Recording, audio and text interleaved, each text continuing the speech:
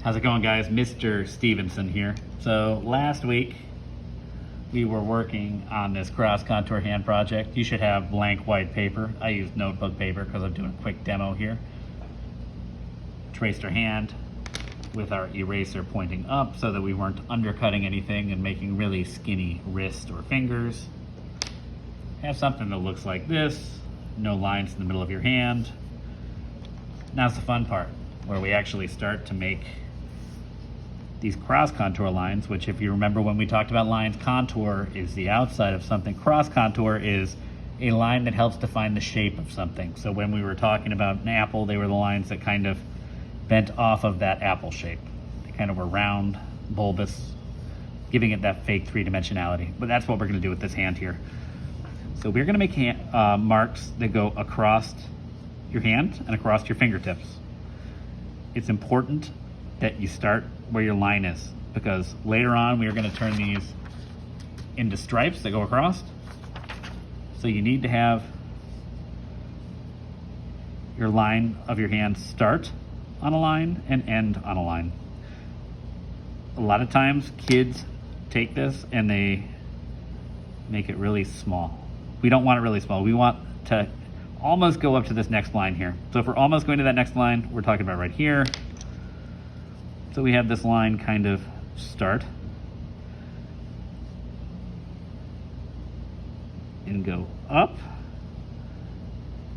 and then we'll have it come back down. Because I was trying that with a point, it didn't quite turn out the right way, so I'm just going to visually think about that point, and then we are going to continue doing that all the way up our hand. You guys should be using pencil. As you can see, even me who has done this project numerous times, still having a little bit of trouble there. With a pencil, we're using that pencil so we can just erase, guys. Because especially up this top area, where you begin to have your knuckles and stuff, it begins to get a little bit more confusing.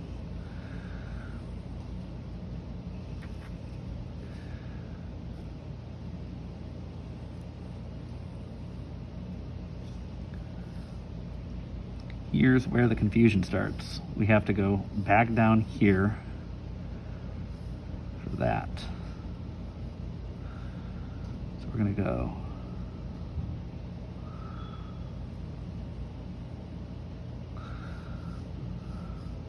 like that.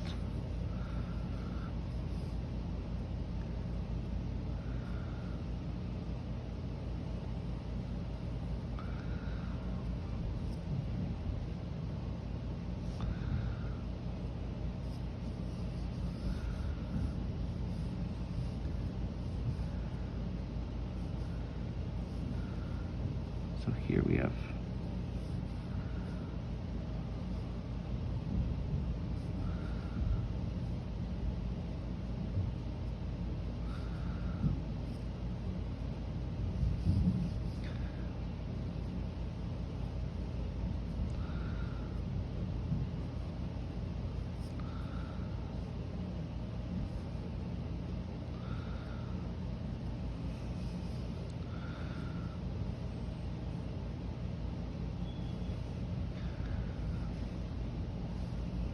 I'm gonna kind of make that dip down, I think. And that's the tough part. If you need some help there or can't quite figure it out, you can take a picture and email it to me. And I'll try to trace it with my iPad at home and get it back to you.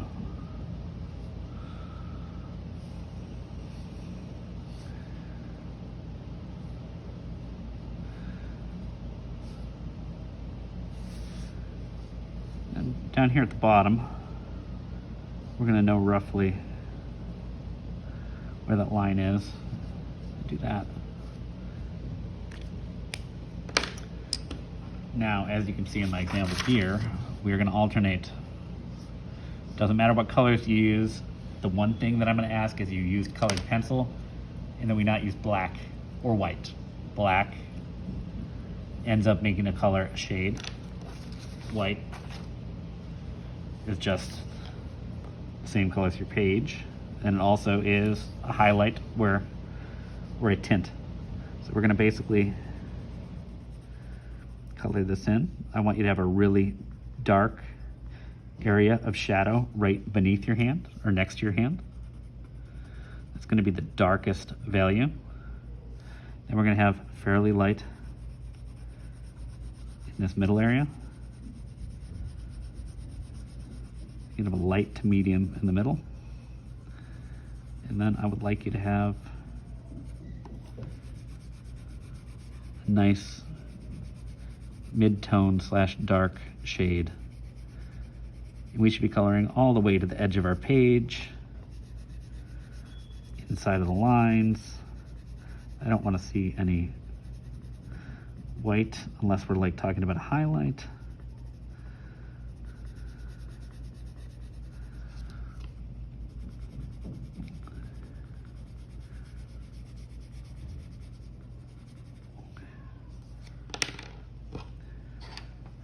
Choose the second color. Like I said, a dark tone right underneath that hand. Then we're going to have a lightish mid-tone here in the middle.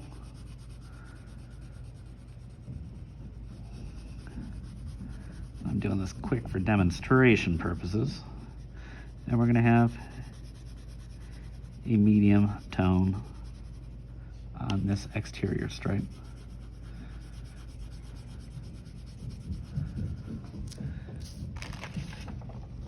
Eventually it's going to end up looking like this. I would like you guys to have the project done up to your fingers with all that color. If you can get all the way to the top, that's perfect. You'll have a little bit less work to do next week.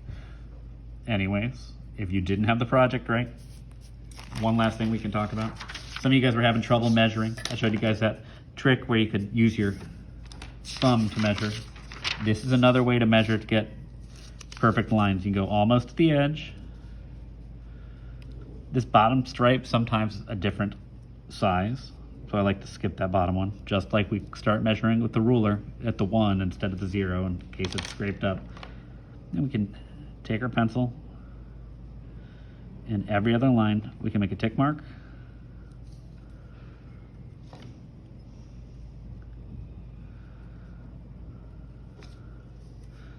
It will give us a perfect measurement all the way to the top. Every other line is roughly 1/2 inch. If we do that, these are roughly 1/4 inch per line.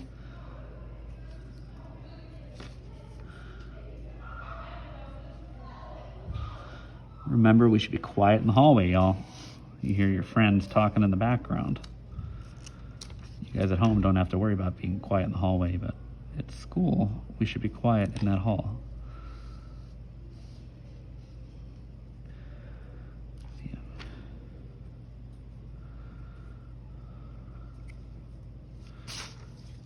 There we go. We can do that same thing on the other side. We're just showing a different way of measuring. So if you don't have measuring tape or a ruler, you just take standard notebook paper, and make these lines pretty close to perfect.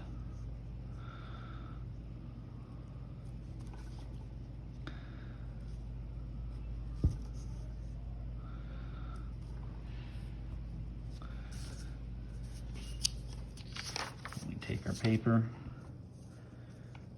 we line it up so we have a line just showing there, a line just showing here.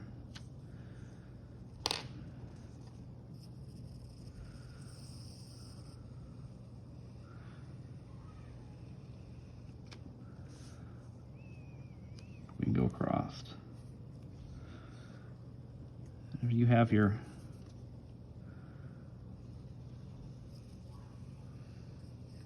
hand's already drawn in there, you can go back over and erase pretty easily because we're making these lines pretty light.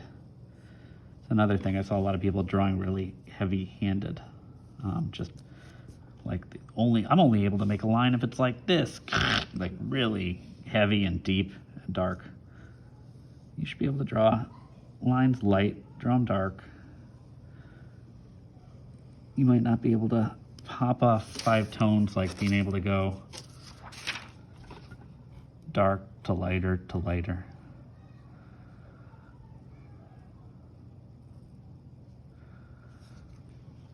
But you should at least be able to make a dark line, a medium line, and a light line. Anyways, this next week, working on these cross contour lines of the hand,